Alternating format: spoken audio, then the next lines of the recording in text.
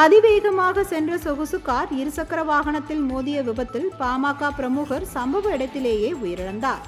திருவண்ணாமலை மாவட்டம் ஆரணியை சேர்ந்த பாமக பிரமுகர் சுதாகர் 10 ஆண்டுகளுக்கு பின் கடந்த மாதம் பிறந்த தனது குழந்தைக்கு பெயர் வைப்பதற்காக சென்னை சென்றுவிட்டு இருசக்கர வாகனத்தில் வீடு திரும்பியுள்ளார்.